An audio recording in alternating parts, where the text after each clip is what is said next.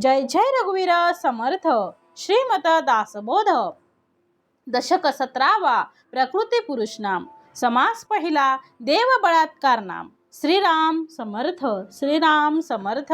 निश्चळ ब्रह्मी चंचळ आत्मा सकळा परजो परमात्मा चैतन्य साक्षी ज्ञानात्मा षडगुणेश्वर। सकळ जगाचा ईश्वरू म्हणून नामे जगदेश्वरू तयापासून विस्तारू विस्तारला। श्रीराम समर्थ। जय जय रघुवीर समर्थ। श्री समर्थांनी दशक 17वा। आता 16 दशक समर्थांनी पूर्ण केलेले आहेत आणि आता आहे दशक 17वा। त्याचं नाव आहे प्रकृती पुरुष नाम आणि त्यामधील समास पहिला दिलेला आहे देव बळात्कार नाम। श्रीराम समर्थ श्रीराम समर्थ। समर्थ प्रथम ओवीमध्ये म्हणतात आहे निश्चळ ब्रह्मी चंचळ आत्मा सकळा परजो परमात्मा। निश्चळ ब्रह्मी चंचळ आत्मा म्हणजे मूळ परब्रह्म हे कोण आहे? निश्चळ आहे आणि त्यामध्ये सकळा परजो परमात्मा, त्यामध्ये जे चंचळ स्फुरण उत्पन्न होते तोच काय आहे? आत्मा आहे। चैतन्य साक्षी ज्ञानात्मा षडगुणेश्वरू आणि तो सगळ्यांपेक्षा कसा आहे? चैतन्य साक्षी ज्ञानात्मा तो सगळ्यांपेक्षा श्रेष्ठ आहे आणि म्हणून त्याला काय म्हटलेलं आहे? सकळा परजो परमात्मा चैतन्य साक्षी ज्ञानात्मा षडगुणेश्वरू म्हणजे तोच आत्मा आहे। तो चंचळ स्फुरण त्यामध्ये निर्माण उत्पन्न होतं म्हणून तो आत्मा आहे आणि तो कसा आहे? सगळ्याहून तो श्रेष्ठ आहे आणि म्हणून त्याला काय म्हटलेलं आहे? परमात्मा म्हटलेला आहे।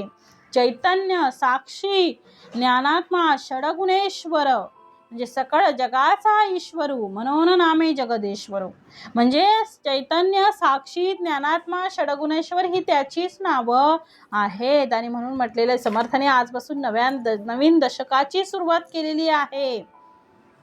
या संपूर्ण दशकाचं नाव समर्थाने प्रकृती पुरुष नाम असं दिलेलं आहे आणि या प्रकृती पुरुष या दशकामध्ये से समर्थांनी याला प्रकृती पुरुष असं का नाम दिलं असावं, का नाव दिलं असावं असा प्रश्न काही जणांच्या मनात येईल आणि म्हणून त्याचं थोडंसं स्पष्टीकरण समर्थ आधी देत आहेत। म्हणजे समर्थ आपल्याला कळायला पाहिजे की याचं नाव काय आहे, याचा अर्थ काय आहे। एखाद्या ओवीचा अर्थ आपल्याला कळल्याशिवाय आपण त्याचा अर्थ समजू शकत नाही आणि म्हणून मुळात परब्रह्म कसं आहे हो?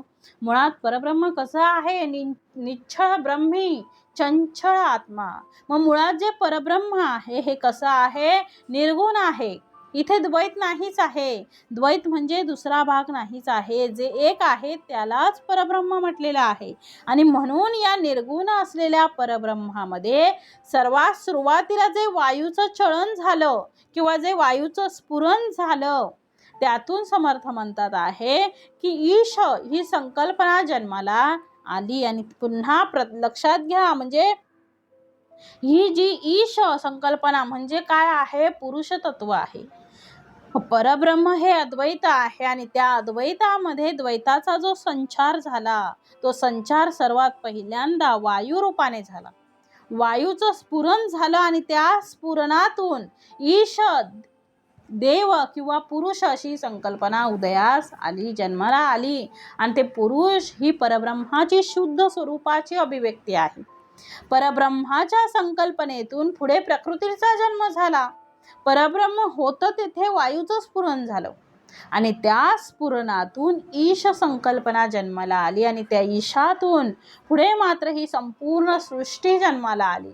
प्रकृती ही निर्गुण परब्रह्माची ही आदिशक्ती आहे कारण निर्गुण परब्रह्माच्या ठिकाणी शक्तिमय जे अंग आहे तिलाच प्रकृती किंवा आदिशक्ती असं म्हटलेलं आहे आणि म्हणून समर्थ म्हणतात निर्गुण परब्रह्माच्या ठिकाणी पुरुष आणि प्रकृती या दोघांच्या संगमातून आज आपल्याला दिसणारी ही संपूर्ण जगताची हालचाल आहे ती आपल्याला दिसते आहे आणि म्हणून या दशकातच समर्थांनी प्रकृती आणि पुरुष यांची भरपूर अशी म्हणजे सांगितलेलं आहे कारण या शरीराचा विचार केला जर तर त्या शरीराला एकूण 8 अंग आहेत।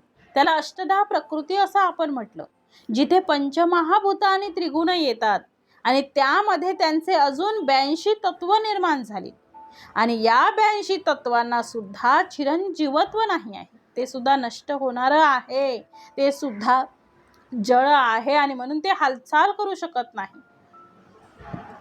त्याचं स्वतःचं काही सामर्थ्य नाही. जशी कितीही मोठी वस्तू असेल तरी ती स्वतः काही करू शकत नाही. तिला कोणीतरी पुरुष हँडल करणारा पाहिजे, तेव्हा ती वस्तू चलन होते. मग ग्रंथ आहेत, वाचणारा हवा हो. गाणं चालू आहे, ऐकणारा हवा. तो गाणारा आहे म्हणून तिथे ते चालू आहे. वाचणारा आहे म्हणून आहे. नुसता ग्रंथ काही करणार नाही, गाणं नुसतं काही करणार नाही. गाण्याला गायक हवा, ग्रंथाला वाचक हवा. तसं या ग्रंथाला चरित करण्यासाठी परब्रह्माची गरज आहे. त्या निर्गुण निराकार परब्रह्माची गरज आहे. आणि म्हणून समर्थांनी परब्रह्माच्या ठिकाणी जे स्फुरण झालं त्याला पुरुष असं नाव दिलेलं आहे. आणि म्हणून पहिल्याच समासाचं नाव देव बळात्कार नाम असं दिलेलं आहे. बळाचा वापर करून आपण या सगळ्या गोष्टी कराव्या आणि या प्रकृतीपेक्षा पुरुषाने श्रेष्ठ राहावं म्हणून या समासाची विशेष रचना केलेली आहे. या समासात प्रत्यक्ष समर्थ काय म्हणतायत तर निश्चळ ब्रह्मी चंचळ आत्मा, सकळापर जो परमात्मा, चैतन्य साक्षी ज्ञानात्मा, षडगुणेश्वर. समर्थाने परब्रह्माचं वर्णन इथे केलेलं आहे. परब्रह्म कसा आहे? निश्चळ. मूळ परब्रह्म कसं आहे? निश्चळ आहे आणि निश्चळ निराकार आहे. आणि पहिलं समर्थाने काय सांगितलं? निश्चळ परब्रह्मी पहिलं चळण झालं तो चंचळ आत्मा. म्हणून निश्चळ ब्रह्मी चंचळ आत्मा, सकळा पर जो परमात्मा.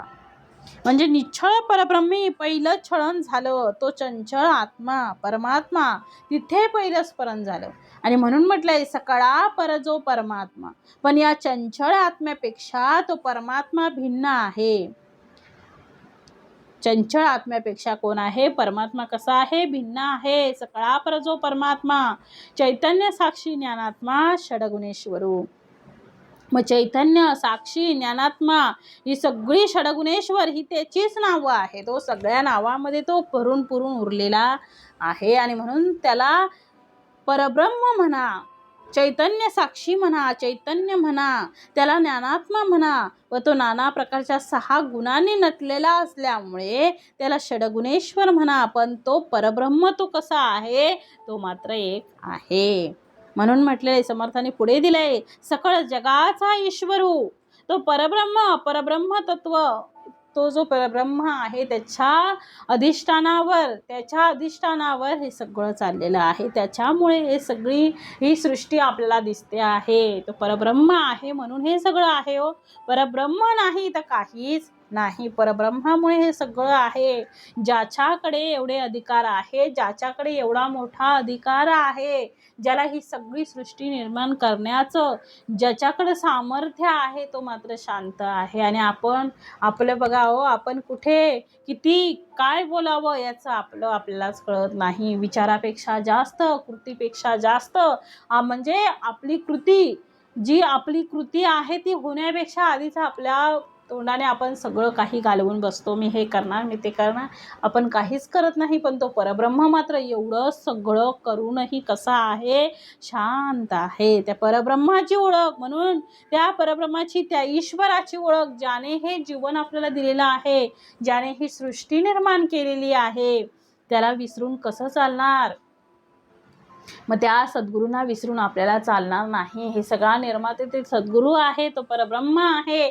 एकलाची एक चालवी तिन्ही लोक, म्हणजे तिन्ही लोकांना चालवणारा कोण आहे? तो परब्रह्म आहे. ते सद्गुरू आहेत. ते आपल्याला जाणलं पाहिजे. आणि म्हणून त्यांच्या म्हणजे समर्थ म्हणतात मी तव चरणाचा अंकित, तव चरणा माझे प्रणिपात, देवादिदेवा तू एकदंत. म्हणजे समर्थ म्हणतात आहे की सगळं करणारं, सकळ करणे जगदीशाचे, त्या जगदीशाचं हे सगळं काम आहे.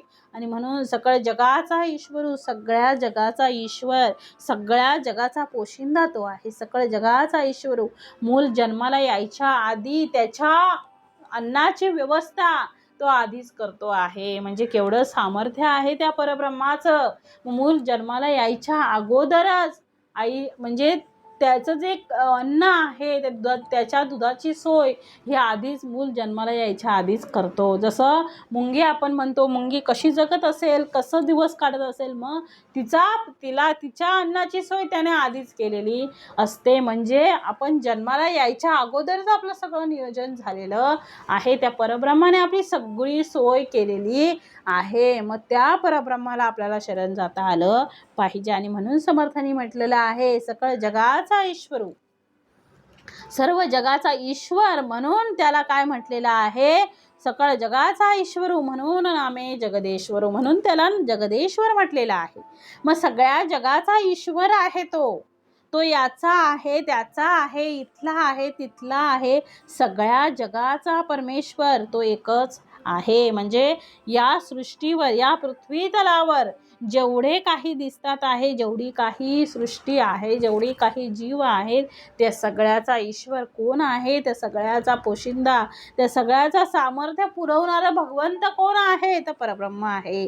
सगळ्या जगाचा परमेश्वर तो एकच आहे. आणि म्हणून त्याचं नाव काय आहे, जगदीश्वर असं ठेवलेलं आहे. सकळ जगाचा ईश्वरू म्हणून नामे जगदीश्वरू, म्हणजे सगळ्या जगाचा ईश्वर म्हणून त्याला जगदीश्वर असं म्हटलेलं आहे. आणि म्हणून समर्थ पुढे म्हणतात, तयापासून विस्तारू विस्तारला. मग त्याच्यापासून सृष्टीचा हा अफाट विस्तार झालेला आहे. त्या एका जगदीश्वरामुळे, त्या समर्थांमुळे, त्या सद्गुरूंमुळे, त्या परब्रह्मापासून ही सगळी सृष्टी झालेली आहे. कशा प्रकारे याचा विस्तार झाला की परब्रह्म, त्या परब्रह्माच्या ठिकाणी पाहिलं, म्हणजे त्या परब्रह्माच्या ठिकाणी पहिलं स्फुरण जे आहे ते वायू स्वरूपाचं आहे. आणि ते स्फुरण कसं आहे, एकोहम बहुश्याम, म्हणजे काय, मी एकटा आहे, आता मला वेगवेगळं व्हायचं आहे, अनेक रूपात नटायचं आहे. म्हणून परमेश्वराने इथे ईश तत्व जन्माला घातला. आणि या ईशातूनच मग त्याला ईश म्हणा, त्याला पुरुष म्हणा, त्याला पुरुषातून पुढे त्यांनी प्रकृतीचा विस्तार केला. प्रकृती म्हणजे काय आहे, शक्ती आहे. आणि या शक्तीपासून पुढे संपूर्ण जगत निर्माण झालं. पंचमहाभूत, त्रिगुण यांच्या मिश्रणाने या जगताचा विस्तार झाला.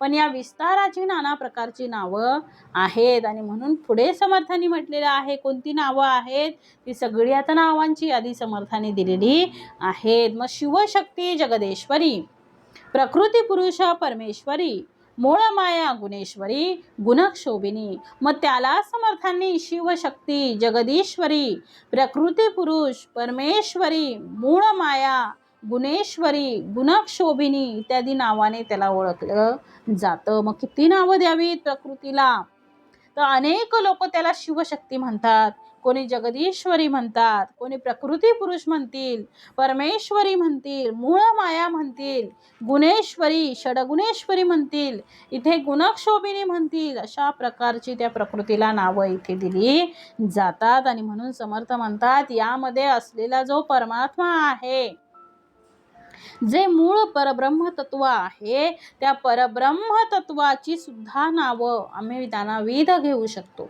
आणि म्हणून समर्थ त्याची यादी देतात आहे. समर्थांनी सगळ्या नावांची यादी इथे दिलेली आहे, सगळी नावं सांगितलेली आहेत. आणि पुढे समर्थ म्हणतात, क्षेत्रज्ञ, द्रष्टा, कुटस्थ, साक्षी, अंतरात्मा, सर्वलक्षी, शुद्ध सत्व, महत्त्व, परीक्षी, जाणता साधू. म्हणजे क्षेत्रज्ञ आहे, द्रष्टा आहे, कुटस्थ आहे, साक्षी आहे, सर्वलक्ष्य आहे, अंतरात्मा आहे, शुद्ध सत्व आहे, महत्त्व आहे, यांची परीक्षा करून जो त्यांना जाणतो तोच जाणता साधू आहे. आणि म्हणून पुढे समर्थाने दिलंय, ब्रह्मा विष्णू महेश्वरू, नाना पिंडी जीवेश्वरू, त्यास भासती प्राणी मातृ लहान थोर. मग ब्रह्मा विष्णू महेश नाना पिंडांच्या ठिकाणी असणारा जीवेश्वर याकडे लक्ष ठेवून तो सगळ्या लहान थोर प्राणी मात्रांना पाहतो आहे. आणि म्हणून पुढे समर्थाने दिलंय, सगळेच प्राणी मात्र, समर्थ म्हणताय, सगळेच प्राणी मात्र त्यांची पूजा करतात आहे. ज्यांच्याजवळ शरीर आहे त्या शरीराचं रक्षण करण्याचं काम आतला पुरुष करतो आहे. ते शरीर म्हणजे तो परमेश्वर आहे, आतमध्ये परमेश्वर बसलेला आहे, म्हणून हे सगळं शरीर चालतं आहे. त्याची बरोबर सेवा होते आहे देहाकडून, परंतु आतमध्ये जो परमेश्वर आहे त्यामुळे हे शरीर उभं आहे. जोपर्यंत तो परमेश्वर आहे तोपर्यंत हे शरीर चालतं बोलतं राहणार आहे. ज्या दिवशी आतला परमेश्वर निघून जाईल त्यावेळी मात्र काय होईल, हा देह सुद्धा निकामी होईल. म्हणून आणि त्या पुरुषाची म्हणजे त्या आतल्या परमेश्वराची काळजी ही कोण, प्रकृती करत आहे. दोघंही एकमेकांचा सांभाळ करतात आहे. प्रकृतीचा सांभाळ पुरुष करतो आहे आणि पुरुषाचा सांभाळ सुद्धा ती प्रकृती करते आहे. ते दोघंही एकमेकात इतके गुंतलेले आहेत, इतके ते संलग्न झालेले आहेत की त्यांना वाटतं की आपण दोघे काय आहोत, एकच आहोत. मुळामध्ये तो परब्रह्म तत्व आहे खरा, त्याची ही मूळ माया ही सगळी आपल्या डोळ्यांनी दिसते. ती गुणक शोभिनी म्हणून जन्माला आली. म्हणून आमच्या मूळ तत्वाला आम्ही विसरू नये. आणि म्हणून समर्थ म्हणतात आहे की देवळा पुढे दिलेलं आहे समर्थाने, त्यास भासती प्राणी मातृ लहान थोर, म्हणजे ब्रह्मा विष्णू महेश म्हणजे नाना पिंडांच्या ठिकाणी असणारा जीवेश्वर याकडे लक्ष ठेवून तो सगळ्या प्राणी मात्रांकडे लहान थोरांकडे पाहतो आहे. आणि म्हणून पुढे दिले समर्थाने, देह देवळामध्ये बैसला न भजता मारितो देहाला, म्हणून त्याच्या भेने तयाला भजती लोक. मग अंतरात्मा हा देहरूपी देवळात बसलेला आहे. काय म्हटलं, देह देवळामध्ये बसला, देह देवळामध्ये बसलेला आहे. म्हणजे अंतरात्मा हा देहरूपी देवळात बसलेला आहे. न भजता मारितो देहाला, त्याने त्याचे भजन केले नाही तर तो देहाला मारून टाकतो. आणि म्हणून त्याच्या भेनेतयाला भजती लोक, म्हणून भयाने सगळी लोक त्याला भजतात आहे. म्हणजे म्हटलेलं आहे देह देवळामध्ये बैसला, देह आहे आणि त्या देहाला समर्थाने काय म्हटलं आहे, देऊळ म्हटलं आहे. आपल्याला माहिती आहे, देह देवाचे मंदिर. देह कसा आहे, त्या देवाचं, त्या ईश्वराचं, त्या परमेश्वराचं देऊळ आहे. त्या देवळामध्ये तो देव बसलेला आहे. आणि म्हणून म्हटलंय देह देवाचे मंदिर, म्हणजे या मंदिरामध्ये, या आपल्या देहामध्ये, या आपल्या चालत्या बोलत्या मंदिरामध्ये कोण बसला आहे, भगवंत बसलेला आहे. म्हणजे तो भगवंत बसलेला आहे, मग त्याची तशी काळजी घेणं, त्याची तशी सेवा करणं आपल्याला जमलं पाहिजे, आपण ते केलं पाहिजे. म्हणून दुसऱ्याचे मनासे लागेल धक्का, ऐसी वर्तणूक करू नका. म्हणजे सगळ्यांच्या देहामध्ये, माझ्या एकट्याच देहामध्ये देव बसलेला आहे का, नाही. जी माणसं मला दिसतात आहे आजूबाजूची, ज्यांना मी दुखवतो आहे, ज्यांना मी दुखवत नाही, त्या सगळ्यांमध्ये तो काय आहे, देव बसलेला आहे. प्रत्येकाच्या देहात तो देव आहे, म्हणून तो देह दिसतो आहे, चालतो आहे, बोलतो आहे, हसतो आहे, बागडतोय, खेळतोय, सगळं काही त्याच्यामुळे चाललेलं आहे. कारण त्याच्या अंतरामध्ये कोण आहे, भगवंत आहे, त्याला ओळखता आलं पाहिजे. म्हणजे जसं चिमटा घेतल्यानंतर मला जशा वेदना होतात तशा वेदना समोरच्यालाही होतात. म्हणजे जसा देव माझ्या शरीरामध्ये, माझ्या देहामध्ये बसलेला आहे, तसाच समोरच्याचाही देहामध्ये देव बसलेला आहे, भगवंत बसलेला आहे. त्याची ओळख आपल्याला झाली पाहिजे, त्याला आपण ओळखलं पाहिजे. आणि त्यानुसार समर्थ म्हणतात आहे की कोणाशी म्हणजे कोणाला वाईट वाटेल, कोणाच्या मनाला लागेल असं आपण बोलू नये. कारण प्रत्येकाच्या हृदयामध्ये, प्रत्येकाच्या देहामध्ये तो देव बसलेला आहे, तो देव वास्तव करतो आहे. आणि म्हणून समर्थाने सांगितलंय, चांगलं बोलता येत नसेल तर निदान वाईट तरी बोलू नका. दुसऱ्याला त्रास होईल, दुसऱ्याला दुःख होईल, दुसऱ्याला वेदना होतील असं आपण काही वर्तन करायचं नाही. हेच तर आपला परमार्थ आहे. परमार्थ का असावा, आध्यात्मिक आपण का असावं, कारण जगण्याचा खरा मंत्र जो आहे तो आपल्याला कळतो. आपला जन्म कशासाठी झालेला आहे, माझा जन्म कशासाठी झालेला आहे, मी कशासाठी आलेले आहे, किंवा माझ्या जन्माचं माझ्या जन्माचा उद्देश काय आहे, मला हे जीवन माझं जे आहे सार्थकी करायचं आहे, या 84 लक्ष जे म्हणजे या 84च्या फेऱ्यातून मला सुटायचं आहे, पुन्हा मला याच्यामध्ये अडकायचं नाही आहे. त्याच्यासाठी आपल्याला देह मिळालेला आहे आणि प्रत्येकाच्या देहामध्ये तो भगवंत आहे. म्हणून भगवंत कसा आहे, ठाई ठाई आहे.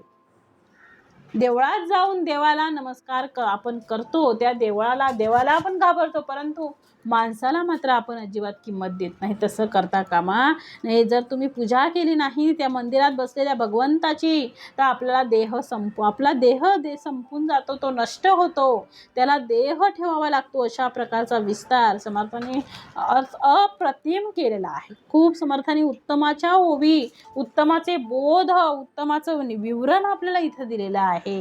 म्हणजे आपल्याला कळलं पाहिजे, देव इकडे तिकडे कुठेही न शोधता प्रत्येकाच्या हृदयात आहे.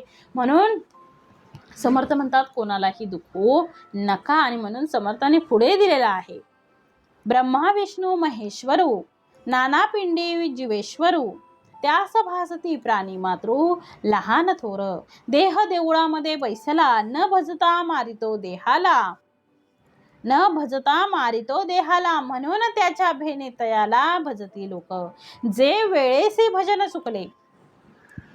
खूप उत्तमाच्या ओव्या समर्थाने दिलेल्या आहे. समर्थ म्हणतात जे वेळेसी भजन चुकले, म्हणजे ज्या वेळी भजनात चूक होते, जे वेळेसी भजन चुकले ते तेव्हा पछाडिले, तेव्हा तो लोकांना छळतो.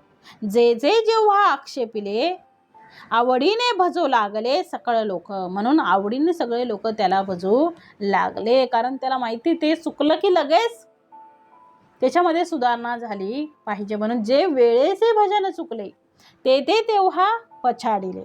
आणि म्हणून पुढे समर्थ देतात, आवडीने भजू लागले सकळ लोक जे जेव्हा आक्षेपिले ते तत्काळची दिधले त्रैलोक्य भजू लागले येणे प्रकारे. म्हणजे त्याने ज्या वेळी जे आक्षेपिले त्या वेळी तत्काळ ते दिले गेलेलं आहे, त्याप्रमाणे त्रैलोक्य त्याला भजू लागले. म्हणजे ईश्वराकडे, परमेश्वराकडे, आपल्या सद्गुरूंकडे आपण मागावं आणि त्यांनी तात्काळ द्यावं.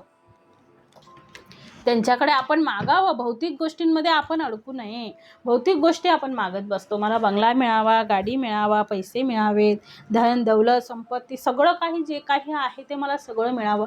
पण जे खरं ज्याची गरज आपल्याला खरी आहे, ज्या परमार्थाची गरज आहे, ज्या परमार्थामुळे आपल्या जीवनाचं सार्थक होणार आहे, ते मात्र आपण शाश्वत मागत नाही, अशाश्वताच्या मागे लागतो. शाश्वत दीर्घकाळ टिकणारं आहे ते आपण का मागत नाही, ते मागितलं पाहिजे. आपली मागणी कशी असावी, जर तुम्ही मागाल भौतिकामधलं तुम्हाला सगळं मिळेल, पण शाश्वत जे आहे, जे अद्वैत आहे ते आपल्याला मिळालं पाहिजे. म्हणजे समर्थ म्हणतात आहे की जे जेव्हा आक्षेपिले ते तत्काळ दिसले त्रैलोक्य भजू लागले ने प्रकारे. ज्याला जे वेळी ज्या वेळी अपेक्षा वाटली मला हे पाहिजे ते पाहिजे, त्यावेळी तत्काळ दिलं गेलं. म्हणजे समर्थाने देहामध्ये असणारा जो परमात्मा आहे त्याला समर्थाने देव म्हटलेला आहे सद्गुरूंनी. देव दुसरा कुठे नाही, तो अंतरात्मा हाच आपला देव आहे. देव इकडे तिकडे कुठेच नाही हो. देव खरा अंतरात्मा, आपला अंतरात्मा हाच आपला देव आहे. आपल्याला ओळखता आलं पाहिजे. आणि त्या अंतरात्म्याची पूजा करणे म्हणजे स्वतःची काळजी घेणे आहे. आणि म्हणून समर्थ पुढे म्हणतात, जे वेळेचे भजन चुकले, समजा जेवणाची वेळ चुकली. समर्थ म्हणतात, समजा जेवणाची वेळ चुकली, भजन चुकलं, ते तेव्हा पछाडिले, तेव्हा त्याला फटका बसल्याशिवाय राहत नाही. आरोग्य बिघडण्याचं काम आम्ही आमच्या देवळाची व्यवस्थित काळजी घेत नाही, देवाची पूजा व्यवस्थित करत नाही, त्या देवाला नेमकं काय पाहिजे त्याचा विचार करत नाही आम्ही. आणि देवाच्या देवघरामध्ये जातो तेव्हा देवघरामध्ये असलेली सगळी वस्तू स्वच्छ करतो, तिथे रोज आपण पूजा करतो, देवाला आंघोळ घालतो, त्यानंतर त्याला नैवेद्य दाखवतो. मग रात्री झोपताना शेजारती म्हणतो, सुगंधी पदार्थ म्हणजे सुगंधी पदार्थ ठेवतो, वातावरण असावं, सुगंधी पदार्थ लावावे, धूप अगरबत्ती सगळं लावावं आपण. आणि या सगळ्या गोष्टी कोणासाठी करतो, म्हणजे आपल्या घरामध्ये म्हणजे धूप देतो. का देतो? अगरबत्ती लावतो, दिवा लावतो, म्हणजे का? सुगंधाने, त्या सुगंधाने एकदम घरातील वातावरण हे पॉझिटिव्ह व्हावं, पॉझिटिव्ह एनर्जी आपल्याला मिळावी आणि ते घर एकदम कसं व्हावं, आनंदी वातावरण व्हावं, सगळीकडे सुगंध पसरावा असं आपल्याला वाटत असतं. म्हणून आपण सगळं काही करतो. सगळ्या गोष्टी कोणासाठी करतो? त्या देवळामध्ये बसलेल्या देवासाठी. कुठल्या? आतमध्ये बसलेल्या आपल्या या देवासाठी. देवळामध्ये जो बसलेला देव आहे त्याच्यासाठी हे सगळं आपण बाहेरून करतो. मग तसं असताना तुमच्या देवळात जो देव बसलेला आहे त्याची पूजा तुम्हाला करता आली पाहिजे. देवळामध्ये, मंदिरामध्ये, आपल्या घरात बघा मंदिरात आपण देव ठेवतो, मग त्यामध्ये त्याच्यासाठी आपण सगळी पूजा अर्चा, भजन, कीर्तन सगळं काही करतो. त्याला नैवेद्य दाखवण्यापासून, आरती म्हणण्यापासून सगळं, देवांची आंघोळ घालणं सगळं अगदी नित्य नियमाने करतो. म्हणजे त्या देवळातल्या देवाला खुश ठेवण्यासाठी एवढी सगळी खटापट आपण करतो. परंतु तसंच आपण आपल्या आतल्या देहाला सुखी ठेवण्यासाठी या अंतरामध्ये बसलेला जो आत्मा आहे, जो देव आहे, त्याला सुखी ठेवण्यासाठी आपण काय करतो? त्याला सुखी ठेवण्यासाठी समर्थ म्हणतात सगळ्यात पहिलं सद्गुरू सांगतात की विषय वासना, विषयांपासून अलिप्त व्हा. हे 8 विषय जे आहेत ते आपल्याला पूर्ण खचून टाकतात आणि पूर्ण समर्थ म्हणतात पोखरून टाकतात. म्हणून या विषयातून आपल्याला सटकता आलं पाहिजे. या विषयाधीन व्हायचं आपल्याला नाही आहे, विषयासक्त व्हायचं नाही आहे, विषयापासून आपल्याला अलिप्त होता आलं पाहिजे. तरच आपण या आतमध्ये असलेल्या परब्रह्माला, परमेश्वराला, आपल्या सद्गुरूंना आपण काय करू शकतो? उत्तमाचं ठेवू शकतो. त्यांना जे पाहिजे ते आपण देऊ शकतो. तर त्यासाठी समर्थ म्हणतात आहे की त्यांना खुश ठेवण्यासाठी, जसं आपण मंदिरात ठेवलेल्या देवांसाठी, देवांना खुश ठेवण्यासाठी धूप, दीप म्हणजे पुष्पहार घालतो, त्याच्यानंतर आरती करतो, बरंच काही भजन कीर्तन सगळं करतो. बाहेरच्या देवासाठी सगळं काही आहे, परंतु आतमध्ये जो बसलेला आहे त्याच्यासाठी काय करतो आपण? दर दिवसाला सकाळी उठल्यावर आपण ठरवलं पाहिजे की आजपासून मी हे काम करणार नाही. आजचा दिवस मी ते काही काम करणार नाही, कोणत्या विषयामध्ये अडकणार नाही आणि त्या विषयांना मी काय होणार? बळी पडणार नाही. त्या विषयापासून मला काम, क्रोध, मद, मत्सर, दंभ, संशय, सगळं काही मला बाजूला ठेवता आलं पाहिजे. या 8 विषयातून मला सुटता आलं पाहिजे. यासाठी आपल्याला काय नेहमी आपल्याला प्रयत्न केला पाहिजे, कारण याच्यामध्ये अडकून आपल्याला चालणार नाही. कारण आतला देव जो आहे, देह जो आहे, देह देवाचं मंदिर आहे, त्याला स्वच्छ कसं ठेवता येईल, त्याला सुंदर स्वच्छ म्हणजे त्याला सुगंध कसा देता येईल. जसं आपण घरामध्ये पॉझिटिव्ह वातावरण राहावं, त्या देवांना प्रसन्न वाटावं, तसे त्याच्यासाठी आपण धूप दीप सगळं करतो. मग ह्या आतल्या देवाला प्रसन्न करण्यासाठी, आतल्या देवाला खुश ठेवण्यासाठी, आतल्या देवाला आनंदी ठेवण्यासाठी आपण काय करू? कोणता सुगंध? आता आपल्या कर्माचा सुगंध आपल्याला देता आला पाहिजे. आपलं कर्म असं असावं की समर्थ म्हणतात आपण कर्म करताना असं करावं जे उजेडातच राहावं. म्हणजे त्याची कर्म असं असावं की त्या कर्माची आपल्याला लाज वाटता कामा नाही. ते कर्म असं यथासांग जसं उत्तमाचं करता येईल तसं कर्म करता आलं पाहिजे. या कर्माची सगळी मांडणी ही सगळी या आपल्या देहाला लागलेली आहे. म्हणजे जसं आपण जसं आपण कर्म करणार तसं आपल्याला हे सगळं मिळणार आहे. त्यामुळे आपल्याला हे सगळं टिकवून ठेवण्यासाठी आपल्याला हे सगळं करायचं आहे. म्हणजे आपल्याला उत्तम, जसं आपला देह जसं आपण सुंदर स्वच्छ ठेवतो तसं आपल्याला सगळं हे करता आलं पाहिजे. देह आपण स्वच्छ सुंदर दररोज नेहमीची आंघोळ करतो, टिकली पावडर लावतो, त्याच्यानंतर आपण छान छान कपडे घालतो दररोज वेगळे. कुठे फंक्शन असेल तर जसं आपण कपडे, एखादी साडी असेल, ड्रेस असेल, जे काही घ्यायचं आहे ते आपण अगदी कडक इस्त्री करून, स्वच्छ धुवून कडक इस्त्री करून आपण ते परिधान करतो. त्याच्यावरती सुगंधी म्हणजे त्याच्यावरती आपण सेंट मारतो, परफ्यूम मारतो, म्हणजे का मारतो? तर हे देह हा जो आहे आहे तो सुंदर ठेवण्यासाठी आपण हा सगळा प्रयत्न करतो, परंतु आतल्या देवाला प्रसन्न करण्यासाठी आपली कर्म कशी असावी, त्या कर्माचा सुगंध इकडे तिकडे सगळीकडे पसरला पाहिजे, अशी यथासांग कर्म आपण केली पाहिजेत. आणि म्हणून समर्थ म्हणतात, लोक मूर्तीची पूजा करतील पण आपल्या अंतरामध्ये असलेला जो परमात्मा आहे त्याची पूजा आपल्याला करता आली पाहिजे, त्याला खुश ठेवता आलं पाहिजे. आणि असं समर्थ म्हणतात आहे. आणि खरी पूजा तीच आहे. आणि म्हणून समर्थ म्हणतात आहे पुढे, जे वेळेसी भजन सुकले ते तेव्हा पछाडिले, आवडीने भजो लागले सकळ लोक.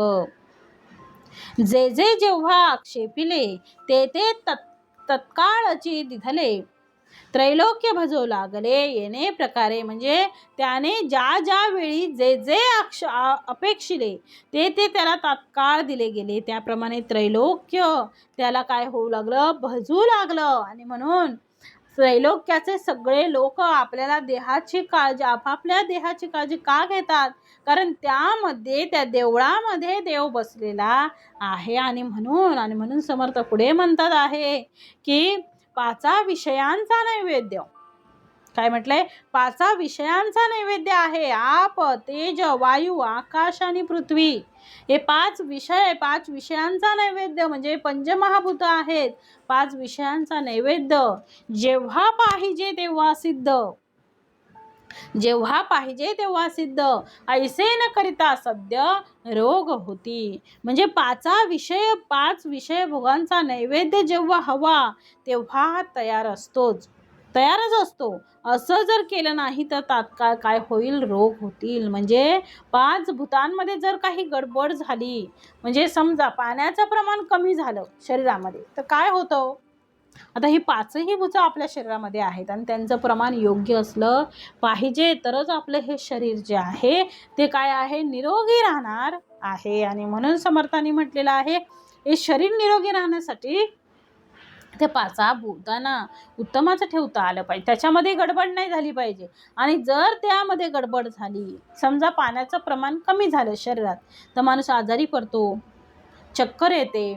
मग उष्णता कमी झाली, आजारी पडला, ताप जास्त वाढला, आजारी झाला, दुखापत शरीराला झाली, म्हणजे त्याला आपण पृथ्वी तत्व म्हणतो. त्याला धक्का लागला, मग काय होणार, पडणार तो. पोटात गॅस वाढला तर अंतरात्म्याची गडबड झाली.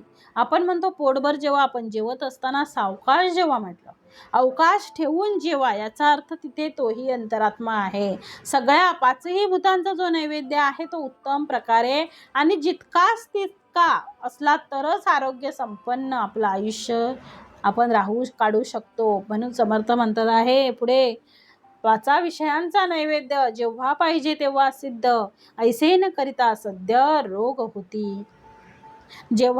जेने काळे नैवेद्य पावे ना, तेने काळे देव राहे ना, भाग्य वैभव पदार्थ नाना सांडून जाते.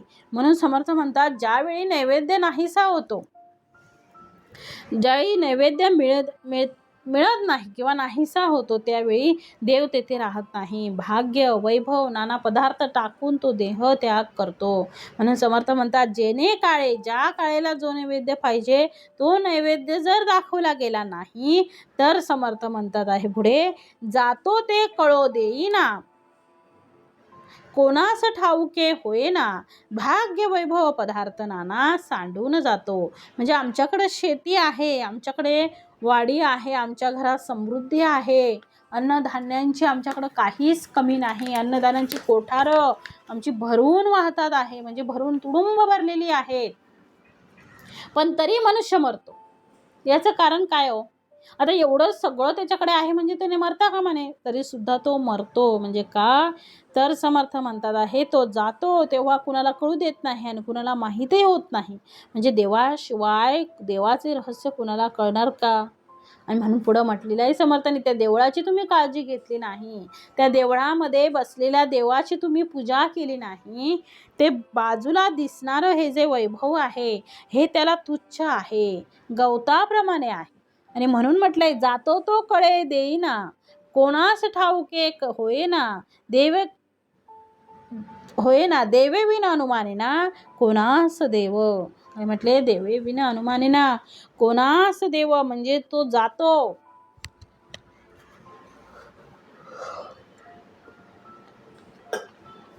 तो जातो तेव्हा कुणाला कळू देत नाही, कुणाला माहीतही होत नाही. कळतो का हो? नाही. बघा, जेव्हा आपला देह आपण ठेवतो, आपला मृत्यू जवळ येतो, भले तिथे अगोदर 2 दिवस 3 दिवस 8 दिवस लोक बसलेली असू देत, आजूबाजूला 24 तास आपल्या माणूस आहे बाजूला बसून, परंतु त्यावेळी जेव्हा आपला मृत्यू होतो, आपलं मरण जवळ येतं किंवा आपला मृत्यू येतो, तेव्हा त्या क्षणाला काही वेळापुरती तिथे कोणीही नसतो. म्हणजे काही कारणास्तव तो बाजूला जी बसलेली माणसं असतात ती सुद्धा बाजूला होतात काही काळासाठी. तेव्हा त्याचा जीव जातो. म्हणजे जाताना ते कळत नाही, तो जातो तेव्हा कुणालाच कळू देत नाही, कुणाला माहीतही नाही. आपण किंवा खूप जणांचं ऐकतो बघा, काहीतरी मृत झाल्यानंतर कोणतरी व्यक्ती आपल्याला म्हणतात, मी दिवसभर तिथंच बसलेला होतो, त्याच्याच बाजूला होतो, परंतु 1 मिनिटासाठी बाहेर गेलो आणि येऊन बघतो तर देह गेलेला आहे. म्हणजे देवाशिवाय देवाचे रहस्य कुणालाच ते कळणार नाही. म्हणून देव पाहया कारणे देऊळ लागती पाहणे, कोठे तरी देऊळाच्या गुणे देव प्रगटे. म्हणजे देव पाहण्याकरता देवालयांचा शोध घ्यावा लागतो आणि तेव्हा कुठेतरी देवळाच्या गुणाने देव प्रगट होतो. आम्ही म्हणतो या देवाला जा, त्या देवाला जा, देवीला जा, गावोगावी असलेल्या देवळांना नमस्कार करतो, तीर्थयात्रा फिरतो. पण समर्थ म्हणतात कशासाठी करतात? तर देव पाहावया कारणे. कशासाठी फिरतो? तर आम्हाला देव मिळावा म्हणून. म्हणजे देव आम्हाला दिसावा, देवाचं दर्शन व्हावं. त्या देवाचं ज्याने एवढं सगळं विश्व निर्माण केलं आहे, ज्याच्या अधिष्ठानावर, ज्याच्या सामर्थ्यावर हे सगळं विश्व चाललेलं आहे, त्याला पाहावं, त्याची कृपा आपल्यावर राहावी म्हणून आपण एवढं सगळं करत असतो. मग परमेश्वर नाही अशी कोणतीही जागा नाही. जिथे जाल, पानामध्ये, कीटकामध्ये, वस्तूमध्ये, माणसामध्ये, सगळ्यामध्ये, वनस्पतींमध्ये, प्राण्यांमध्ये, सगळ्यामध्ये तो भरून पुरून उरलेला आहे. परमेश्वर नाही अशी कोणतीच जागा नाही हो. आणि साक्षात चैतन्य स्वरूप तुमच्या डोळ्यासमोर बसलेला आहे, तो तुमच्या घरात आहे, तुमच्या आजूबाजूला विचारत आहे. तो देव तुम्हाला दिसला पाहिजे. आपण म्हणतो रोग्यांची सेवा करा, हो प्रत्यक्ष देव तुमची सेवा करतो आहे. म्हणजे आपल्याला कोणीतरी मदत करतोय. बघा, एखाद्या काळी असा कठीण प्रसंग येतो की आपल्याला कळतच नाही आता पुढे काय होणार आहे. मग काही वेळासाठी आपण ते देवावरती सोडतो. अचानक कोणीतरी आपल्या मदतीला येतो आणि ती आपली त्यावेळीची जी परिस्थिती आहे ती बरोबर सुधरून जाते. म्हणजे त्या परिस्थितीतून आपल्याला तारलं गेलं. मग कोणी केलं हे? मग भाग्य तेव्हा प्राप्त होईल. म्हणून देवळे लागती पाहणे, कोठे तरी देवळाच्या गुणे. म्हणजे कुठे? देवळाच्या निमित्ताने तो अंतरात्मा भुकेलेल्याला अन्न देतो. जसं आपण म्हणतो भंडारा आहे, अजून म्हणजे देवळामध्ये असं सत्यनारायण पूजा आहे किंवा सप्ताह आहे, असं करून ते म्हणजे देवळाच्या निमित्ताने तो सगळ्यांचा अंतरात्मा काय करतो? शांत करतो. त्याचा अंतरात्मा संतुष्ट झाला आणि त्यामुळे मला आनंद मिळाला. आणि तो जो आनंद आहे ते तुमचं जे भाग्य आहे ते मोठं करतो. आणि म्हणून दुसऱ्याचं अंतःकरण तोषवता आलं पाहिजे, प्रसन्न करता आलं पाहिजे, कारण त्या देवळामध्ये तो देव बसलेला आहे. आणि म्हणून पुढे म्हटलं आहे, देवळे म्हणजे, पुढे म्हटलेलं आहे समर्थाने, देवळे म्हणजे नाना शरीरे. किती स्पष्ट सांगितलेलं आहे. देवळे म्हणजे देवळे म्हणजे देवळासारखी देवळं बांधलेली, घरी आपल्या देवळं बांधलेली आहेत असं नाही. देवळे म्हणजे काय? तर नाना शरीरे. देवळे या देवा म्हणजे देवाचं मंदिर आहे. देह हे काय आहे? देवाचं मंदिर आहे. म्हणजे हेच देऊळ झालं. देह हेच आपलं देऊळ आहे. किती स्पष्ट सांगावं समर्थाने. अगदी ती आई कशी लहान मूल जेवत नाही म्हणून त्याला फिरवून हा चिवचा भात, हा काऊचा भात, हा काऊचा घास, हा चिवचा घास, हा आईचा घास, हा मामाचा घास, असं करून ती आई आपल्या मुलाला भरवत असते. तसंच समर्थाने अगदी बारीक बारीक सगळ्या छोट्या छोट्या गोष्टी घेऊन आपल्याला बोध दिलेले आहेत. प्रत्येक वाक्य, प्रत्येक शब्द आपल्याला कळावा याचं आपल्याला विवरण व्हावं, उत्तमरित्या आपल्याला वाचतानाही सहज वाचता यावं असं उत्तमाचं विवरण समर्थ आपल्याला देत असतात. आपणच मात्र कमी पडतो, आपली उपासना कमी पडते, आपलं स्मरण कमी पडतं. म्हणून उठता बसता खाता जेवता फिरता म्हणजे समर्थ म्हणतात की त्याचं स्मरण आपल्या मुखामध्ये आलं पाहिजे. त्या भगवंताचं, ज्याने ही सृष्टी निर्माण केली, ज्याने एवढं चांगलं सुंदर आयुष्य मला दिलेलं आहे, माझ्या आयुष्यामध्ये एवढं काही चांगल्या चांगल्या गोष्टी, हे फक्त तुझ्या सामर्थ्याने, तुझ्या आशीर्वादाने, तुझ्या कृपेने हे सगळं माझं उत्तमाचं चाललेलं आहे. अशीच कृपा तुझी माझ्यावर राहू दे. अखंड माझ्या मुखामध्ये तुझं नाम गात राहू दे, अगदी शेवटच्या क्षणापर्यंत मला तुझा विसर होऊ नये. म्हणून हेची दान देगा देवा, तुझा विसर न व्हावा. म्हणून समर्थ म्हणतात आहे, ज्याने हे केलेलं आहे, ज्याचे उपकार आपल्यावर प्रचंड आहे, ज्या भगवंताचे सद्गुरूंमुळे आज आपण इथे आहोत. म्हणजे त्या भगवंताने एवढं सगळं निर्माण केलेलं आहे. आणि त्यामध्ये समर्थ म्हणतात आहे, देवळेमध्ये नाना शरीरे. देवळं म्हणजे वेगळं काही नाही, तर ही नाना शरीरं, जे शरीर दिसतात आहे ती सगळी काय आहेत, देवळं आहेत. आणि त्या देवळामध्ये आपला भगवंत बसलेला आहे. ज्याला त्याला ते भजता आलं पाहिजे, कळलं पाहिजे की भगवंत इथे कुठे नाही, तर आपल्या शरीरामध्ये आहे.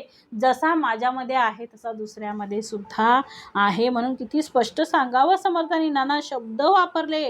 नुसतं माणसाशी शरीर नाही आहेत, तर प्राणी मात्रांचे सगळे जे भूता परस्परे पडो मैत्र जीवांची. माऊली म्हणते ती यासाठीच, म्हणजे भूता परस्परे जडो मैत्र जीवांचे. पृथ्वीमध्ये जितकी शरीरं आहेत तितकी काय आहेत, त्या भगवंताची घरे आहेत. या भगवंताची, माझ्या भगवंताची ही सगळी घरं आहेत.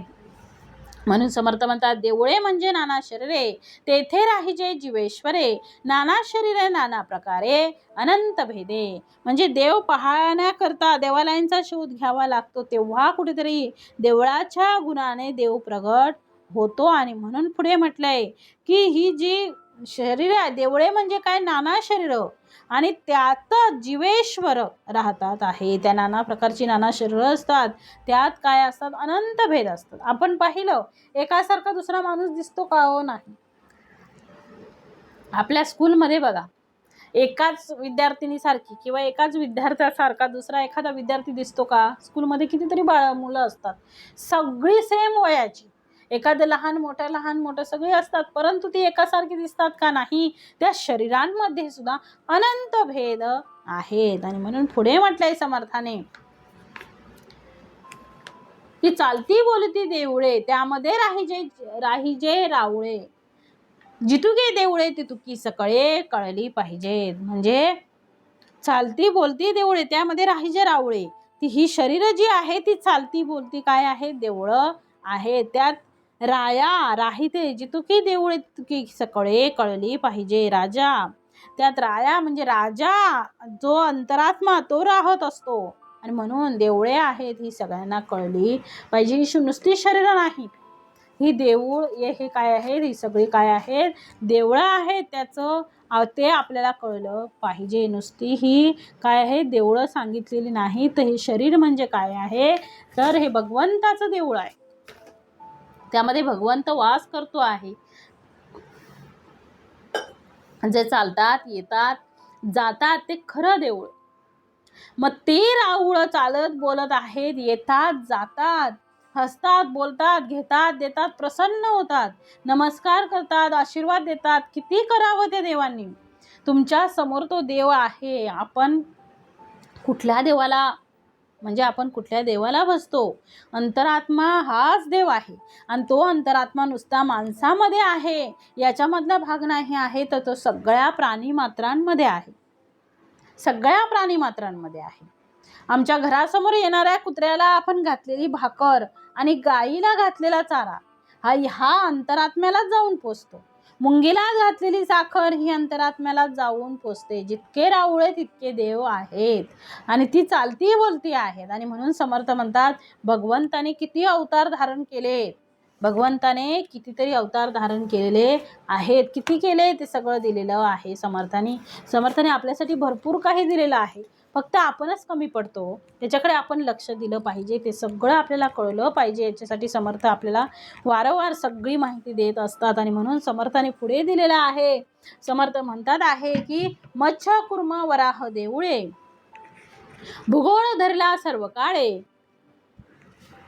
कराळे विक्राळे निर्मळे किती एक. म्हणजे मत्स्य कुर्म वराह ही पण देवालयच आहेत.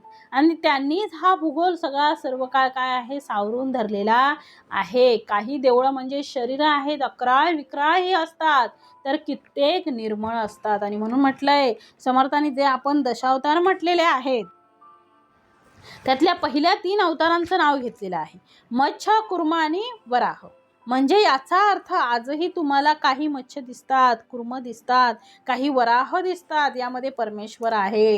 ही दृष्टी समर्थ म्हणतात ही दृष्टी प्राप्त होते.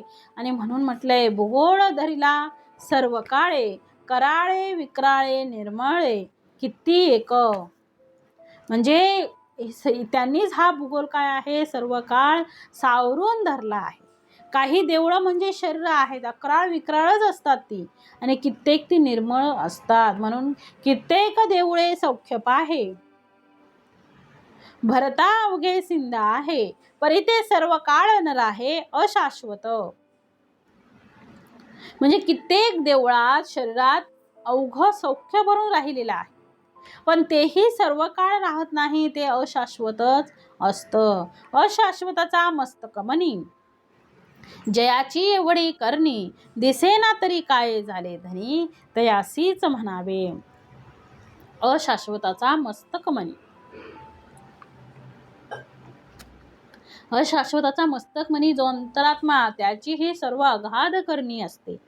तो दिसत नसला म्हणून काय झाले त्याला सर्वांना धनी म्हणावं लागतं. तो दिसतो का नाही तरी सुद्धा ते काय आहे तो आपला धनी आहे. म्हणून समर्थ म्हणतात कित्येक देवळे सौख्य पाहे, भरता अवघे सिंदा आहे.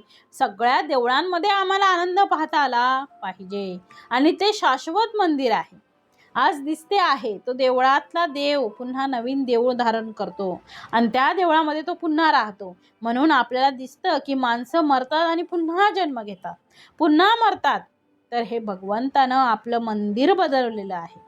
म्हणजे एका मंदिरातून एक व्यक्ती गेला म्हणजे मृत्यू पावला की दुसऱ्या शरीरामध्ये तो आत्मा तो देव धारण करतो, म्हणजे दुसरं मंदिर धरतो. म्हणजे कारण त्या मंदिरामध्ये तो भगवंतच आहे, दुसरं कोणी नाही आहे. आणि म्हणून प्रकृती आणि पुरुष असं जे 2 शब्द वापरतो आपण ते त्यासाठी, त्यामध्ये प्रकृती ही बदलणारी आहे. प्रकृती कशी आहे बदलणारी आहे आणि पुरुष हा कायम आहे. आणि गंमत अशी आहे की प्रकृतीमध्ये आनंद आहे, सुख आहे, सौख्य आहे, आणि ते भोगणारा कोण आहे, तो भोगणारा कोण आहे पुरुष आहे. म्हणजे स्त्रीच्या देहामध्ये सुद्धा प्रकृती आणि पुरुषच आहेत आणि माणसाच्या देहातही प्रकृती आणि पुरुष आहेत. जर प्रकृती नसेल म्हणजे तुमचा देह नसेल तर तुम्हाला आनंद मिळेल का सांगा बरं.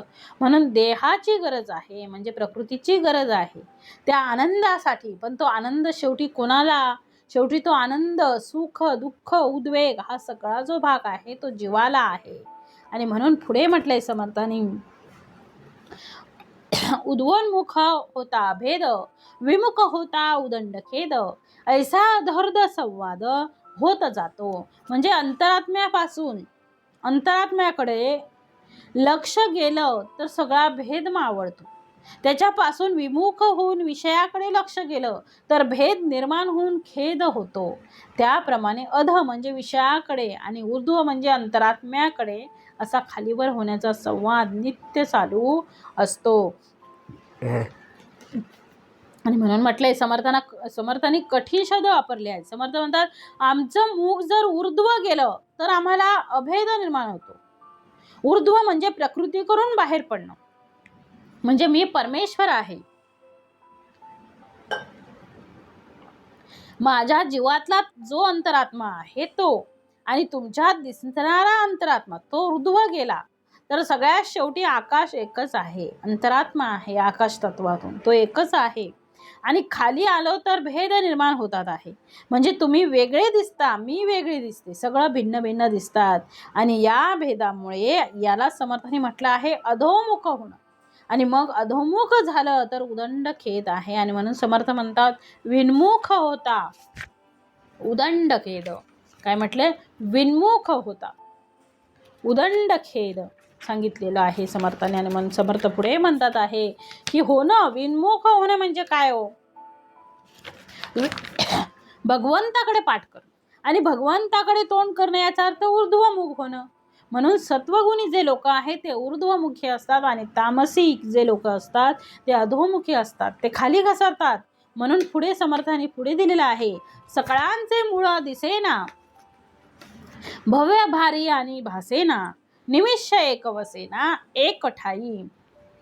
मग समर्थ म्हणतात आहे की अंतरात्म्याकडे लक्ष गेलं तर सगळा भेद हा काय होतो? कमी होतो.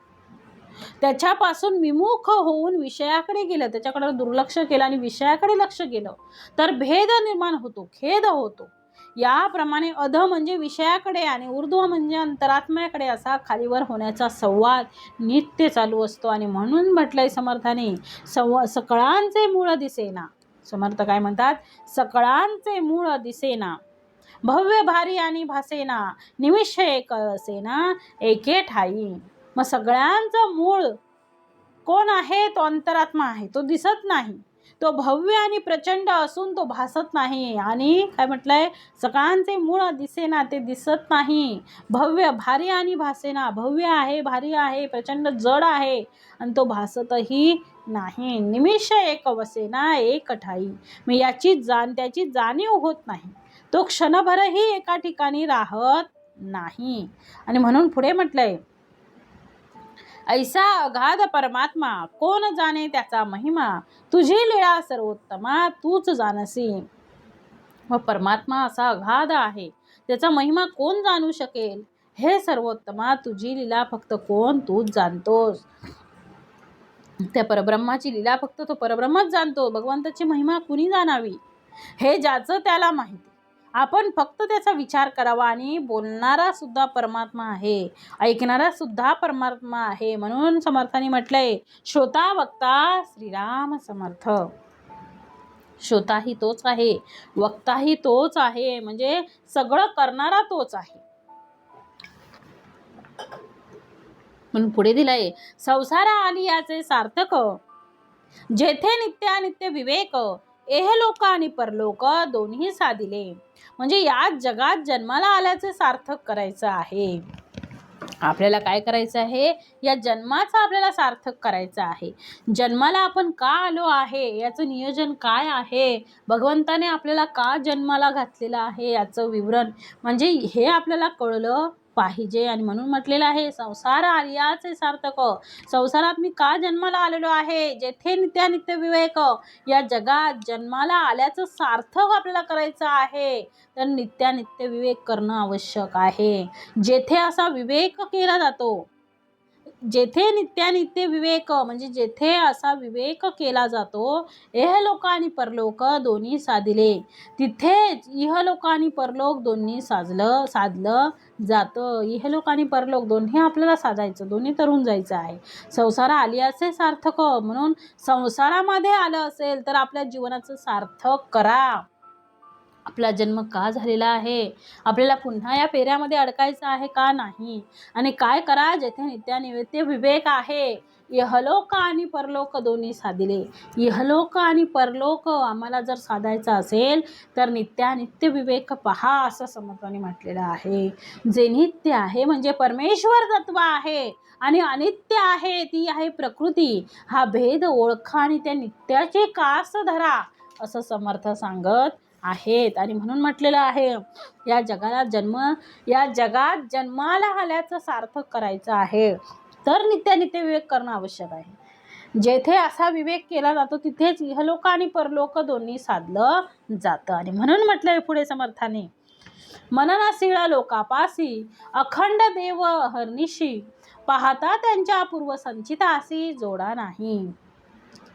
जे मननशील लोक असतात त्यांच्यापाशी देव रात्रंदिवस अखंड असतो. त्यांच्या पूर्व पुण्याईला तोड नाही असं दिसून येतं. आणि म्हणून पुढे म्हटलेलं आहे, अखंड योग म्हणून योगी, योग नाही तो वियोगी, वियोगी तोही योगी, योग बळे.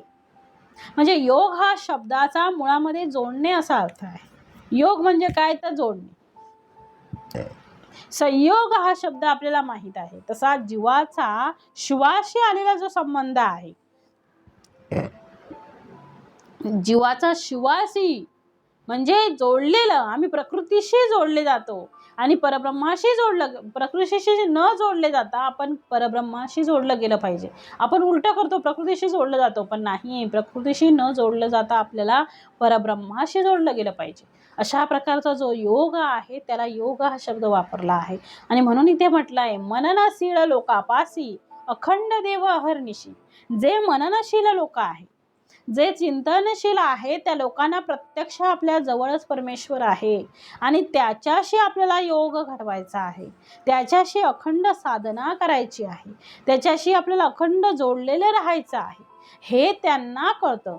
इतर लोक प्रकृतीशी जोडलेली असतात, मननशील लोक हे परब्रह्माशी जोडलेले असतात आणि तो परब्रह्म इकडे तिकडे कुठे नसून तुमच्यामध्येच तो वास करतो आहे असं समर्थ म्हणतात आहे. मग तुमचं शरीर म्हणजे देऊळ आहे आणि त्या देवळामध्ये बसलेला तो आत्माराम आहे, त्याची उपासना करा असं समर्थ म्हणतात आहे. आणि म्हणून म्हटलंय, पाहता त्याच्या अपूर्व संचितासी जोडा नाही, म्हणजे त्यांच्या पूर्वपन्नेला तोड नाही असंच दिसून येतं. असा जो कोणी मननशील पुरुष असेल त्याचं पूर्वसंचित चांगलं आहे असं समजावं आणि म्हणूनच तो आपल्या अंतरात्म्याशी जोडलेला असतो. आणि म्हणून पुढे म्हटलंय, अखंड योग म्हणून योगी, योग नाही तो वियोगी, वियोगी तोही योगी, योग बळे. म्हणजे अखंड आत्मानुसंधान असल्यामुळे त्याला योगी म्हणतात. जेथे ते नाही ती वियोगी आहे. असा वियोग ही अभ्यासाच्या योगाने किंवा सद्गुरु कृपेच्या योगाने अखंड संधानाचे सामर्थ्य मिळवून योगी होऊ शकतो. अखंड योग म्हणून योगी. योगी कोणाला म्हणावं तर समर्थ म्हणतात की ज्याचा अंतरात्म्याशी कायमस्वरूपी योग आलेला आहे, ते नेहमी त्याच्याशी जोडलेला असतो. तो ओंकार, आकार, नाम याही, आकार आणि नाम याही पलीकडे तो अंतरात्मा बसलेला आहे. तो आकार आणि नामाच्या माध्यमातून प्रगट जरी होत असला तरी तो मात्र त्या आकार आणि नामापेक्षा भिन्न आहे. आणि म्हणून समर्थ म्हणतात, अखंड योग म्हणून योगी, योग नाही तो वियोगी. ज्याचा या परमेश्वराशी संबंध आला नाही, तो परमेश्वराशी जोडला गेला नाही, तर त्याला वियोगी असं म्हणतात. पण समर्थ म्हणतात आहे की वियोगी नाही योगी. जरी आमचा वियोग समर्थ म्हणतात घडला असला, परमेश्वरापासून अलग झालो असलो तरी सुद्धा तोच वियोगी असलेला आत्मा जो आहे हाच तो पुन्हा आपल्या परब्रह्माशी जोडला जातो. आणि म्हणून तो वियोगी जरी असला तरी तो पुन्हा काय होतो, योगी होतो. आणि म्हणून म्हटलंय योग बळे. काय म्हटलंय, योग बळे. पण ते कधी करावं लागतं, त्यासाठी खूप साधना करावी लागते. योग बळे म्हटलंय, योग बळे म्हणजे त्यासाठी साधना करावीच लागते, त्याच्यासाठी उपासना करावीच लागते, त्याच्यासाठी निष्ठा ठेवावीच लागते, भगवत भक्ती करावीच लागते आणि आपल्या संसारात आलेल्या सगळ्या अडचणी बाजूला ठेवून आपल्याला परमात्म्याशी आपण जोडलेलो असलो पाहिजे. अखंड ध्यान ते असलं पाहिजे. कुठलाही प्रसंग आपल्यावर आला असेल, सुख दुःख असेल, उद्वेग असेल, चिंता असेल अथवा आनंदरूप असता नामस्मरणाची व्यथा सांडूची नये. म्हणजे नामस्मरण हे कुठल्याही परिस्थितीमध्ये आपलं अखंड असलं पाहिजे. ती आमची उपासना अखंड असली पाहिजे, त्याच्यामध्ये खंड पडता कामा नये, ती अखंड असली पाहिजे. ती उपासना कायम असावी. आणि म्हणून समर्थ म्हणतात, भल्याची महिमा आईसी, भल्यांची महिमा आईसी, जे सन्मार्ग लावी लोकासी, होणार असता बुडतयासी बुडो नेदावे. मग थोरा मोठ्यांचा महिमा असा आहे की ते अनेक लोकांना सन्मार्गाला लावतात. पोहता येणाऱ्याने उडी, म्हणजे पोहता येणारा बुडतो आहे आणि त्यास बुडू देऊ नये, हे त्यांचं कार्य आहे. भल्या माणसांची महिमा कोणती? जो नेहमी परमेश्वराशी जोडलेला असतो, जो संसाराला जोडलेला असतो, जो प्रपंची आणि जो भगवंताला जोडलेला आहे, तो परमार्थी. म्हणून आपण कायमस्वरूपी परमार्थाची उपासना करावी. म्हणून भल्यांची महिमा ऐसी, जे सन्मार्ग लावी लोकांसी, पोहणार असता बुडत यासी बुडो ने दावे. धन्य आहेत लोक. कोण आहेत धन्य? जे स्वतःही जगतात, स्वतः मोठे होतात, स्वतःचा उद्धार करून घेतात. हे मुळात सामान्य आहे, पण धन्य ते लोक आहेत. कोणते? जे स्वतःचा उद्धार तर करतातच करतात, पण जे बुडणारे आहेत त्यांना सुद्धा तारतात. आणि म्हणून संत तुकाराम महाराज म्हणायचे की ही जी लोक आहेत ती बुडताना मला बघवत नाही. बुडते हे जन देखवे न डोळा, म्हणजे न देखवे डोळा, बुडते हे जन न देखवे डोळा, म्हणून कळवळा येतो आम्हा. म्हणजे संत तुकाराम महाराज म्हणत असत की बुडते हे जन, हे जे बुडतात आहेत, म्हणजे हे काय, म्हणजे नामस्मरण सोडतात आहे. नामस्मरण केलं पाहिजे, परंतु हे काही करत नाहीत. बुडते हे जन न देखवे डोळा, म्हणून कळवळा येतो आम्हा. मग समर्थांनी येथे अशा धन्य पुरुष अशांना धन्य पुरुष म्हटलेलं आहे. संतांनी हे सगळं कार्य केलेलं आहे. म्हणून अशा प्रकारची तळमळ आम्ही दाखवली पाहिजे, आणि ती तळमळ दाखवून कायमस्वरूपी भगवंताला आम्ही जोडलो गेलो पाहिजे. सगळ्यांच्या जीवनात अडचणी येतात, दुःख येतात, मोठमोठ्या अडचणी आहेत, माणसाचं मन दुःखी होतं, पण एवढं असताना सुद्धा ती चिंता भगवंताला व्हावी. तो सगळं करणारा आहे असा पूर्ण भाव धरावा. तो जो करेल त्यामध्ये समाधान माणसाने मानावं. शेवटी जगामध्ये सुखी कोणी नाही. समर्थ म्हणतात, जगी सर्व सुखी असा कोण आहे, विचारी मना तुझी शोधून पाहे. म्हणून चिंता करणं आणि आपल्या सर्व इच्छा पूर्ण होणे आणि आपल्याला सुख मिळणं हे सगळ्यांना शक्य नाही आहे. म्हणून ती भगवंताची इच्छा म्हणून बाजूला ठेवावं, आणि ती आपल्याला भगवंताने जर दिली असेल, आपल्या नशिबी असेल, तर ती आनंदाने स्वीकारावी. आणि म्हणून समर्थ म्हणतात, भल्यांची महिमा ऐसी, जे सन्मार्ग लावी लोकांशी, जे इतरांना सन्मार्गाला लावतात, ते स्वतः सन्मार्गी असतातच, पण त्यांच्याबरोबर ते इतरांना सुद्धा चांगल्या मार्गाने घेऊन जातात. आणि म्हणून समर्थ पुढे म्हणतात, आम्ही तत्व झाडा केला पाहिजे. स्थूळ सूक्ष्म तत्व झाडा, पिंड ब्रह्मांडाचा निवाडा, प्रचित आहे ऐसा थोडा भूमंडळी. अगदी खरं आहे. जगामध्ये हे जग दिसणारं स्थूल आहे, जे आमच्या डोळ्यांनी सुद्धा दिसत नाही, असं सुद्धा सूक्ष्म आहे. मग हे स्थूल सूक्ष्म जे आहे, या स्थूलाला आणि सूक्ष्माला याचं जे आहे ते तत्व झाडा झाला पाहिजे. याचा 82 तत्व आहे. सगळ्या तत्वांचा धाडा केल्यानंतर शेवटी मात्र पिंडी आणि ब्रह्मांडीचा जो निवाडा आहे, जे पिंडामध्ये आहे तेच ब्रह्मांडामध्ये आहे. पिंडामध्ये जीव शिल्लक राहतो आणि ब्रह्मांडामध्ये शिव शिल्लक राहतो. म्हणून पिंड आणि ब्रह्मांडाचा निवाडा होतो. आणि म्हणून पुढे म्हटलंय, प्रचित पाहे ऐसा थोडा भूमंडळी. याचा अनुभव जो घेतो असे महान योगी या जगात फार थोडे आहेत.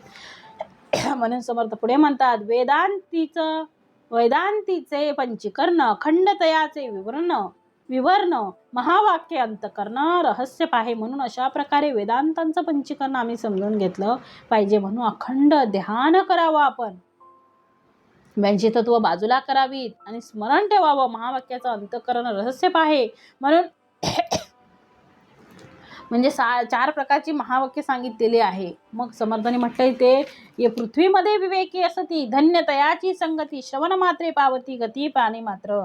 मग जगामध्ये असलेले सर्व प्राणी मात्र अशा सर्व प्राणी पात्र आहे, मात्र अशा महान पुरुषांचा संगतीला राहून ते स्वतः धन्य होतात आणि महावाक्याचं विवरण करतात, सत्संगती धरतात, सत्शास्त्राचं श्रवण करतात, सद्ग्रंथाचं श्रवण करतात, साधू संतांचं ते ऐकतात आणि स्वतःचं जीवन धन्य करतात. सत्संग आणि सत्शास्त्र श्रवण अखंड होत असे विवरण, नाना सत्संगाने उत्तम गुण परोपकाराचे. समर्थांनी सांगितलं, सत्संग आणि सत्शास्त्र होणं या 2 गोष्टी वापरल्या. सत्संग धरला पाहिजे, साधूंच्या बरोबर राहिलं पाहिजे. नुसतं साधूंच्या बरोबर राहून चालणार नाही, तर संत संगतीला राहून सत्शास्त्राचं श्रवण केलं पाहिजे. चांगल्या ग्रंथांचं श्रवण करा, अखंड श्रवण करा आणि त्याने आपल्या मनाला तयार करा. अखंड होत असे विवरण, नाना सत्संग आणि उत्तम गुण परोपकार. आणि यातून काय शिकणार आहोत आपण? तर यातून आपण शिकणार आहोत की आम्ही समोर आलेल्या कुठल्याही व्यक्तीला माणूस म्हणून पाहणार नाही, तर त्याच्या अंतरी परमेश्वर आहे आणि म्हणून त्या परमेश्वराची सेवा म्हणून आपण तिकडे धाव घ्यावी. जे सत्कीर्तीचे पुरुष ते परमेश्वराचे अंश, धर्मस्थापनेचा हव्यास तेथेची वसे. म्हणून असे सत्कीर्तीचे महान पुरुष असतील तेच परमेश्वराचे अंश आहे आणि ते परमेश्वराचे अंश तेच आपले भगवंत आहे. आणि म्हणून विशेष सारासार विचार तेने होय जगदोद्धार, संग त्यागे निरंतर होऊन गेले. मग त्यामध्ये विशेष सारासार विचार करावा. सार काय आहे? सार फक्त परमेश्वर आहे आणि असार ही दिसणारी सगळी प्रकृती आहे. म्हणून प्रकृतीला टाकावा आणि परमेश्वराचा स्वीकार करावा. आणि शेवटी हे सगळं करत असताना मी करतो हा भाग बाजूला ठेवावा. आणि इथे संग त्याग या शब्दाचा अर्थ अहम कर्तृत्व भाव. मी करणारा कुणी आहे? अहंकाराचा जो वारा आहे तो बाजूला सारावा.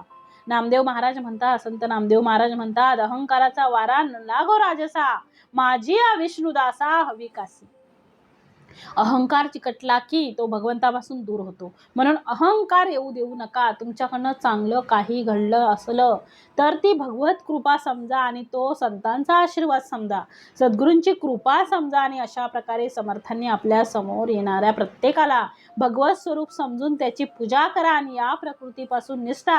आणि त्यावेळेस देवाला महत्त्व प्राप्त होऊ द्या, देवाचं बळ वाढू द्या. आणि तो देव इतरत्र नसून तो तुमच्या आमच्या अंतरी वस्तू आहे. हीच गोष्ट समर्थांनी या समासामध्ये सांगितलेली आहे. आणि म्हणून समर्थ पुढे म्हणतात आहे की समर्थांनी याच्यामध्ये तेच दिलेलं आहे, या समासामध्ये तेच सांगितलेलं आहे. म्हणून विशेष सारासार विचार तेने होय जगदोद्धार, संग त्यागे निरंतर होऊन गेले. इथे श्रीदास बोधे गुरु शिष्य संवादे देव बळात्कार नाम समास पहिला. जय जय रघुवीर समर्थ.